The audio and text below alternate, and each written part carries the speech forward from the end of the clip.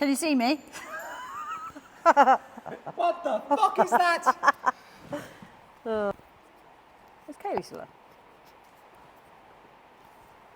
She's being very quiet. Okay. Hiding in the corner. Is she here? Oh, yeah. Oh, what the fuck is that? Where are you? Oh, yeah, there you are. I can see you now. Is that a spirit in the background?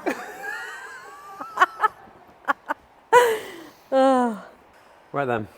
Episode 0.5. 0.5 or 3. This is just an introduction, I think. Just a quick hello, who are we? And then we'll put that in. And then we'll carry on. Yeah, we'll make this hopefully a short one. Yeah. Yeah. Yeah, this will be 2 minutes, John. Yeah. No, I don't actually. I hope so. Yeah. Okay. Who are we? You go first. Okay. I'm Dave. No, I'm joking. Oh, God. Why do I feel really nervous introducing myself? I'm Rhi. I've been a personal trainer now since 2020, end of 21, beginning of 22. And started in a commercial space very briefly. Didn't like it. Came here. Which commercial space? Snap Fitness, Ashton Gate. Ah, I did know that back in the day. But it just wasn't. It was everything I dislike about being in a gym, and had disliked about being in a gym for my own training reasons. So, yeah. As elaborate. So having played rugby forever, so since I was about 3 or 4, and then getting older and wanting to go into gyms, but being nervous, not being confident, feeling intimidated, and that space felt like it. And prior to that, I had trained with a couple of PTs, one of them being a guy called Josh, who trained out of a place called Hope Health, which was a charity-run initiative, which was really nice because it was community-based. And that's what I enjoyed about training, and that's where I found my love for training and coaching. And yeah, quit a boring corporate job and became a self-employed personal trainer, and wouldn't change it for the world. So yeah. Lovely. Yeah. So thanks for having me, John. My pleasure. Yeah. Well, that was very straightforward. Yep. Yours wasn't. Mine's super convoluted. Great. Go. Yeah. I want this to be as short as possible, but it just won't be because I just ramble, don't I? It's okay. So I didn't know what I wanted to do. Mm-hmm. I went to university, and because I didn't know what I wanted to do, I did biological medical science, which was a very intense choice. Yeah. I didn't know if I wanted to do medicine or if I wanted to be a teacher. Yeah. And I realized a year or two ago that I feel like the role that I'm in now is very much a blend of the two, which is cool. And I didn't realize that actively because I became a coach by accident. So, yeah, did biological medical science, just kind of, coasted. I coasted through my entire education career. And then halfway through that degree, I had a flare-up of my ulcerative colitis that was very severe. And I had to drop out. And I was housebound for the next 2 years. So that's sort of like 18 to 20-ish. I was housebound. And in that time, I spent it somewhat productively. I wrote a book and got that published when I was about 20, I think 19, 20. I did some training because I had weights at home. I had been training and lifting weights since I was 12 when Mum bought me my first gym membership. And I just did a lot of general learning because I'd never really done learning before. I was one of those annoying people that could pass an exam without really putting much effort in. So I literally never really learned anything in my entire life. And I got into learning in that period of being housebound.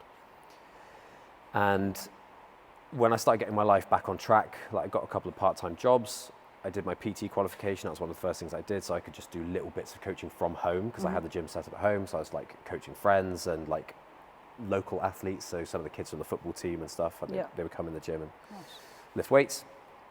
And I wanted to get back into education because I still felt like I didn't know what I wanted to do and I wanted more guidance and education. But I wanted to do something that I was going to enjoy this time because I did not like biological medical science. And so I did sport and exercise science.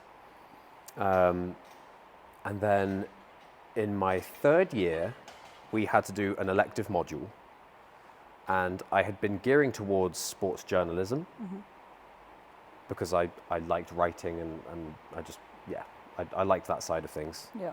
And I liked sport. And then, I can't remember why, but I couldn't pursue that in that particular module. So I wanted to do sports psychology. That was my ideal route. And I'd done a couple of psychology modules. Yeah. But the problem with that one was that you couldn't do that module unless you could get work experience credits. Okay. And there were no work experience placements for sports psychology. So I just couldn't do it, even though it was on offer. And then kind of as like a last resort, I went for strength and conditioning, thinking like, it'll be a breeze. I'm already a level 3 PT. I know everything about the gym. Absolutely. And they were really reluctant to take me onto the course because I'd be joining the year 3s and I had no backing in S&C. Yep. And I had a meeting with them and I was like, but I'm a level 3 PT. And they were like, I would stop saying that because that actually counts against you rather than for you. And I remember finding that a really bizarre take. Now, obviously, I get it. And the thing that's interesting about that is that the first lecture we had for S&C was the first time I'd ever felt completely out of my depth, like academically, which I didn't expect. And that was like an insult to my ego, having done a level 3 PT course where you basically just get taught, you know, oh, you already know everything. So that course was a waste of time. Yeah. But that first S&C lecture was really like eye-opening, like, oh, wow, that actually is a lot I don't know.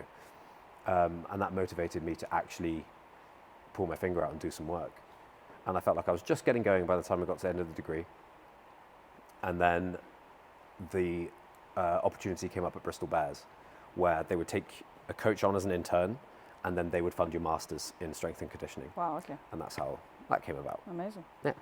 There you go. And I just carried on. Yeah. But even then, I don't think I knew, I'm going to be a coach long term. Yeah. I just did the next thing that made sense. I just took the opportunity. Yeah. And I was like, well, I want to work in rugby. I think at that time I was still like, not sure what I wanted to do, maybe even still go back into journalism, but I was like, I'm going to get exposure to Bristol Bears. Yeah. So I was always going to say yes to that. Absolutely. And enjoy doing my masters and yeah. Yeah. And then the role of coaching has changed loads over the years because, and this is a really common thing as well, like pretty much everyone on the course finds this, where they all get into S&C wanting to work with elite athletes. I want to go to the Olympics, I want to work with professionals, I want to do this, I want to do that.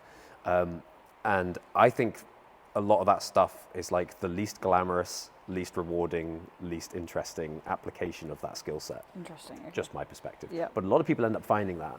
And a lot of people or a lot of people begin by saying like, I don't really want to work with kids, like I don't want to work with like the elderly and people that I don't know, maybe they perceive that as boring. Yeah. I think I probably did. And then I found by actually doing it, I was like, oh no, that's way more rewarding. Yeah.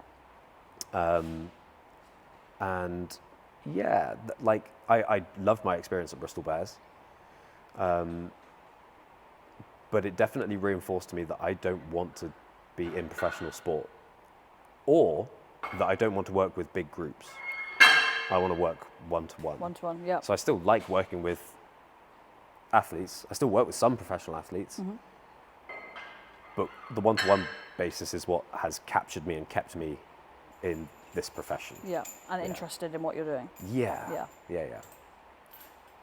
Nice. Cool. Was There that we go. wasn't concise. That was great. I don't think I knew all of that either, John, to be honest. Well, yeah, I don't know. No. Don't But know. yeah. And then, should we talk a little bit about the academy while we're on topic? So, Yeah, probably should. where did the academy start? Where was that? Again, it's an interesting question. It's the same kind of thing with the coaching where I never aimed at it. I never wanted to open my own gym. It was never something that I targeted. I just kept doing the next thing that made sense and trying to develop what I was doing already. And when new opportunities came up, I took them. Yep. So while I was at uni, I got into powerlifting. Yeah, while I was at uni, probably, yeah. Just as I started uni, I just started powerlifting and discovered some local powerlifters. And we started a club and we were lifting out of our founding members' garage for a year. And then we found some like a tiny little tucked away boxing gym, and we had like a little space underneath the mezzanine and very limited hours we could operate in and very limited space and limited equipment. And so it was always, my role within that group was the development officer. Okay. So I was always looking for the next opportunity to grow the club. And then spent years looking around Western for different places, and a few opportunities came up to explore, but again, I wasn't motivated to do that. So I was very passive in the process. It was just opportunities would come and they would go. Yeah. This place kind of fell into my lap to an extent. I think there were lots of like fortunate circumstances around this as a location, and it just was like perfect. So we just pursued it, and again, just kept putting one foot in front of the other. And honestly, like, I'm quite a risk-averse person as like a temperament, and I didn't want to be running a business. I didn't want to open my own gym and have all that financial burden and responsibility and stuff. So the process of opening this place was probably like 3 or 4 years. And I spent almost all of that time wishing someone would open up a facility that I just could coach in. Go and do, yeah. And there were a few places that were like close, but none of them were appropriate. None of them were quite right. None of them really worked. And the original intent for an academy space or somewhere that I would plausibly run was to have a one-stop shop for strength and conditioning for all of Western sports teams. That was the idea. Wow. Because I'd done work with local physios who were involved in lots of those sports clubs, and they had the same sort of vision. And we would go around, and I would do work for these individual clubs. And I'd speak to them like, if this existed, would you be interested? And all of them were like, yeah, absolutely. And I was like, cool, well, I'm thinking about doing it here. Can we commit and talk about a contract? And they were like, no. So like, it was a bit of a catch-22. It was like, if I want to open what I want to open, I need the commitment from all those clubs. Yep. And I didn't want it to actually be a commercial thing. No. I wanted it to be a performance thing initially. But it just didn't pan out that way. And then even like a month before we opened, we didn't know what the business plan really was. We didn't know what it exactly was going to look like. We didn't know if it was going to be a completely or semi-private training space. And a few things cropped up, and we had to completely change our business model on the fly in the December before we opened in January. So all of it's just kind of happened by accident and circumstance. And then as it's panned out, like I love our membership base. I love how it gets used. Yep. I love the vibe in here. And I love the stuff that we do in a practical sense. Yep. We've got lots of powerlifting here. We've got lots of rolling rope here. We've got lots of movement stuff. And then we've got little bits of everything else. We've got people who do a bit of bodybuilding, people do a bit of weightlifting, people do a bit of CrossFit. Yep. And we're not affiliated or pigeonholed into any of those categories. Yep. It's a free-for-all. We've got people that come just to play ping pong. Yeah. And they pretend they come for the kettlebell class, but they actually just want to play ping pong. It's like, the sooner it's over, the sooner I can play ping pong. Yeah. No, it's good. Yeah. And I don't think any of us say it enough, but we're super thankful for you and Joe for opening this space, because I don't think I'd still be a PT now, working in commercial space. It's a bleak prospect, isn't it? Yeah. I feel like I've just sort of I don't know how to even say what I'm saying, but basically I'm so grateful for what we have now, because there's so much freedom. Obviously there's significant ties, like we get like 3 days off a year and a week off is nearly impossible. Yeah. But it's so worth it with the freedom that this setup gives me, especially having all the coaches here, like you guys come in clutch for me to have the odd day off, and it's lovely, it's appreciated. But I think about the prospect now of going back and doing the stuff that I have done to get here, and it fills me with dread. Like, God, yeah. It wasn't even that I hated it at the time. I think I just always took my medicine. I was like, this is part and parcel of the next step. Yeah. So working at Pure Gym in that year, so obviously COVID happening was a big delay in opening this place. Of course, yeah. But again, that was just another blessing in disguise. I always talked about having ulcerative colitis. I always talked about that being a blessing in a very, very good disguise, because I probably would have carried on doing biological medical science, and I probably wouldn't have had the impetus to really assess what I wanted to do with my life. And I would have got a degree that I didn't want, to do a job that I didn't like, Yeah. you know, and I'm very glad that I had to pull out and be sick for 2 years. Yeah. And I'm very glad that not that COVID happened, but that COVID put massive delays in this place, because lots of things moved and evolved and shifted, like my perspective, my client base, who I was working with, all of that completely changed. And we very nearly opened another space just before COVID. Wow, okay. And it was only because of North Somerset Council being pedantic assholes that we couldn't open it. Their reason was that they wanted to protect employment opportunities for this industrial unit, and then that unit stayed closed for the next 3 or 4 years. Interesting. So great long-term decision by the council. Oh dear. And now they're opening a gym there. No way. I think so. Oh, for God's I'm sake. pretty sure. It's That's certainly along so that funny. road. I don't know if it's the same unit. Yeah. Yeah. No. Yeah, COVID, I hate bringing COVID up, but COVID was a big thing for me because it made me realise, we basically turned our shed into a gym. So I had like barbell and plates and dumbbells and things, and just was able to train and just like learn some new things, and was like, oh, maybe I could do this. And I had a background in coaching rugby, and my job at the time was teaching kind of in a commercial space, teaching for a commercial company, so like within security, and I knew that I liked teaching people. I knew I liked getting them from A to B with the occasional sidetrack, and it definitely was for me. I was like, I'm going to do this, and I would have started sooner, but then my husband got made redundant, and that just ruined everything. It's like, well, I need to keep my job then that's paying me some money before I go self-employed. But do you know what? I think the opportunities that we have here and being solely self-employed now is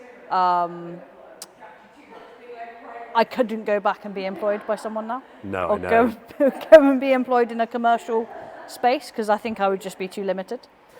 Like flexibility and just being able to put in to my business what I want to put in to get out what I want to get out of it, without anyone telling me no. So, which is sometimes a good thing, sometimes not, but yeah. I've had so many different coaching jobs. I've worked in so many different institutions, like hospitals, colleges, clinics. I've done work experience with so many different people within the industry. And one thing that I always used to love was the variety.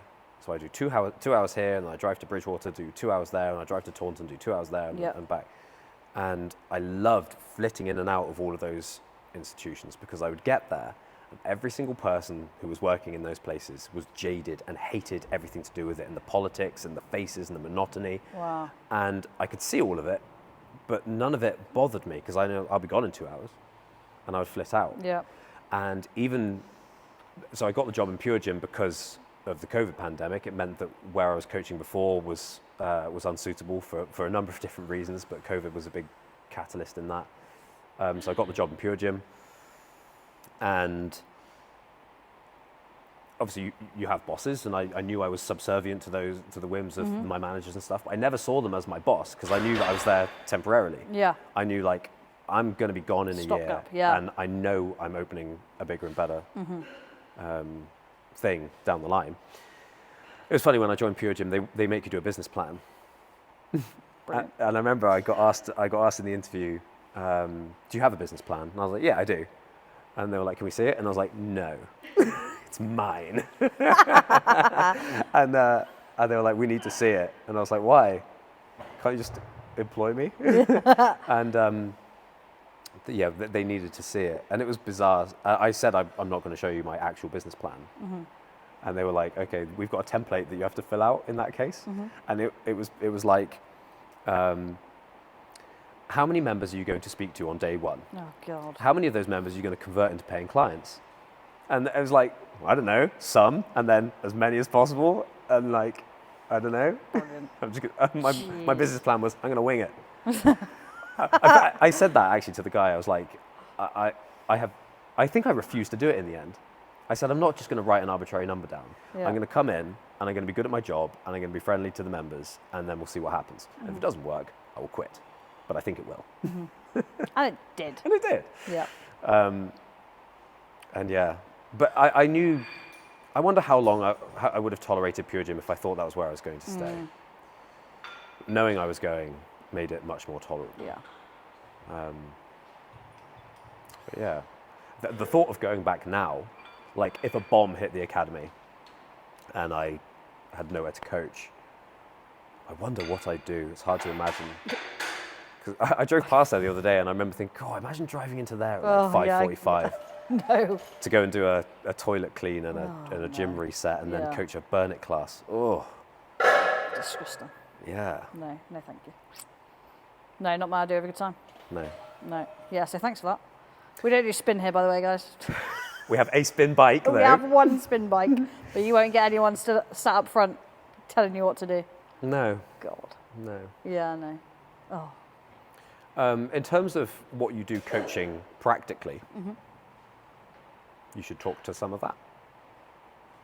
And why do you, who do you coach? What's your client base? Yep. Why and why? And how? Wow. So it ranges from youth clients. So I have a handful of rugby players, both male and female, ranging from the age of 11 through to 15. They came about through recommendations. I think probably my history with playing rugby and coaching helps, but also I enjoy working with kids. I enjoy their I don't know how to explain it, because it's like their innocence, I suppose, and like their almost the ability to mold in regards to like they are fresh. A lot of them are fresh. Like they haven't been broken by their jobs or have those what am I trying to say? Like they haven't got those Just habits. opinions and Oh, habits. yeah. But the opinions of I should do this or I shouldn't do that. So their body doesn't look the way that They haven't been indoctrinated. Yeah, there we go. That's a good way of That putting is it. actually the word. So just so- to quickly butt in, so Yeah. that was one of the things at Bears. I remember like doing a couple of sessions with the first team, and I watched some of the guys squat, and I was a powerlifter. So I thought going into Bears, I was like, the biggest impact I'm going to have is in refining squat, bench, and deadlift technique and optimizing that. And then I'm looking at the guys in the first team, some of them not really very strong or lifting very much weight, and some of them moving, not from my perspective now, but from my perspective then as a powerlifter. I was like, their technique is crap for lifting heavy weight. Yeah. And I mentioned it to the coaches. I was like, that squat's like really high and like really bad. Yeah. Would we seek to change that? And they were like, he's getting paid £1 million a year and he is 33. He's got like a couple of years left in the tank. There is no point trying to change how he squats. Wow. So I was like, cool, and I'm not criticizing that. I agree with that perspective now, but it's a bit disheartening as a young coach where you're like, okay, so we're choosing not to coach this person. Whereas a kid, it's the exact opposite. Yeah. You can take them in any direction Yeah, you want. and it's so rewarding, and like, oh my God, and some of my kids are so hardworking and so dedicated, and like a special mention to like Freddie, who is just wonderful. He comes in, 11-year-old kid, works hard, like says thank you, please and thank you, politest kid I've ever met. And he's just got into farming, so he's like telling me about like all the stuff that he's lifted now. He's feeling strong, and I'm like, That's this is awesome. wicked. Like, you know, and like regardless of what happens with his rugby career, like he'll be a strong farmer, that's for sure. Yeah. But just like that side of it's really nice, like, and that is really rewarding. I see women that range from the age like mid-20s all the way through to 70 in their 70s, all with varying backgrounds, all with varying interests. So it could be netball players, hockey players, dancers, rugby players, like, you know, people that don't do any sport, and mothers and grandparents, and just is a really wide range. So that's really nice because, again, each of them are very different. But what is good is their ability to want to move and their need to want to move to feel better.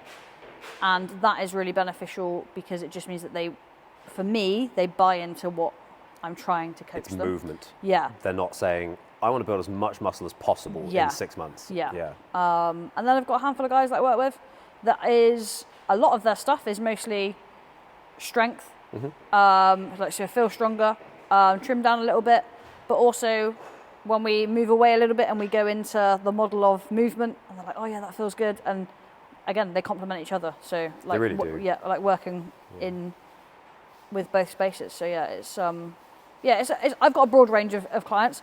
I wouldn't say, I did think when I started that I needed a niche, and I was trying to find that niche, and I thought it was going to be female rugby players.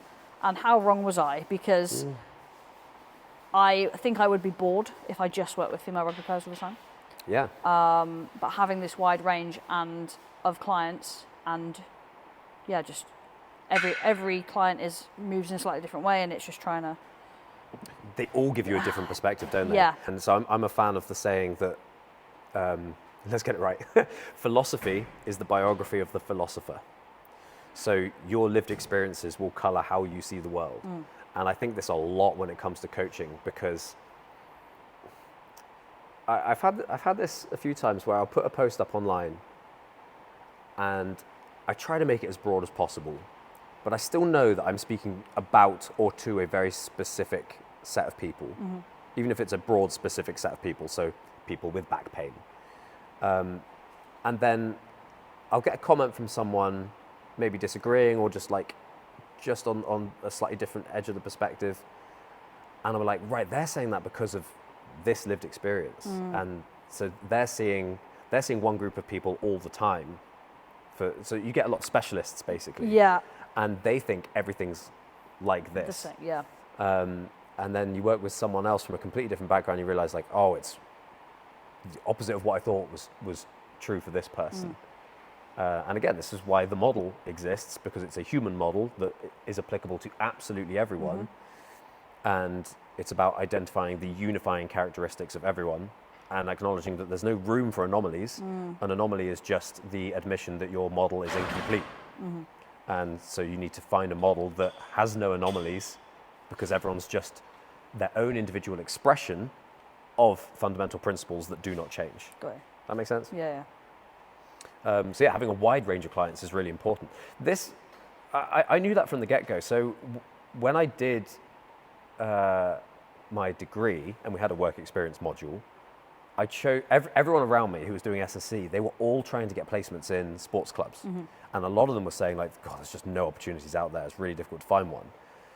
And from my perspective, I was like, that's kind of where I intend to work at this point in time. So I'll get an actual work placement there at some point. Yep.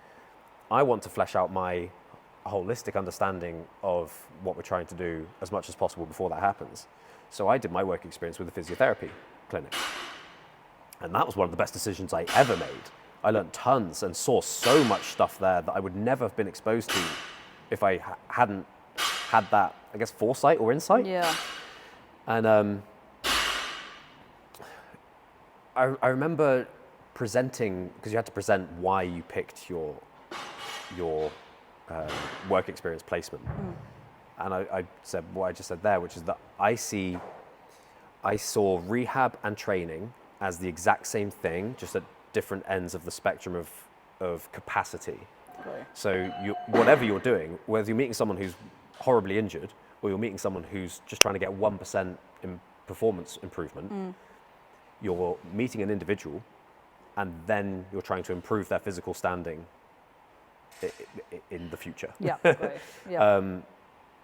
And so many of the principles overlap. In fact, they basically all do. Like progressive overload is essential to all of those scenarios.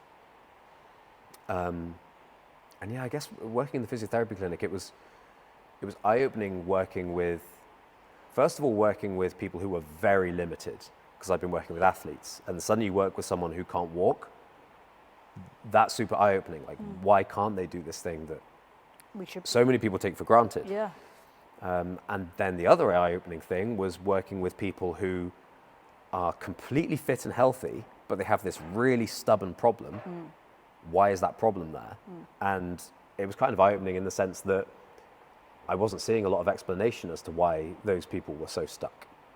And so in terms of what I do now, and again, I didn't aim at this. So I didn't do physiotherapy work experience because I wanted to work in rehab. Yeah. I wanted to flesh out my performance perspective. Yeah. And it's funny how it all kind of goes full circle and swings absolutely. like a pendulum. Because now, because it did help. It did help my performance coaching significantly.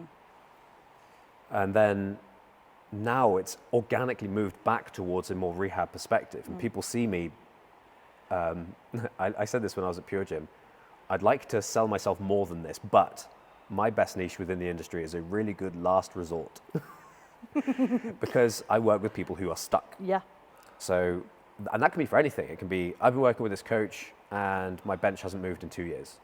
It's like, cool. Well, I have one of the worst bench presses per unit repetition of any human being on the planet. So I've tried a lot of stuff. Yeah. So like, that's given me a good perspective on how to make improvements there.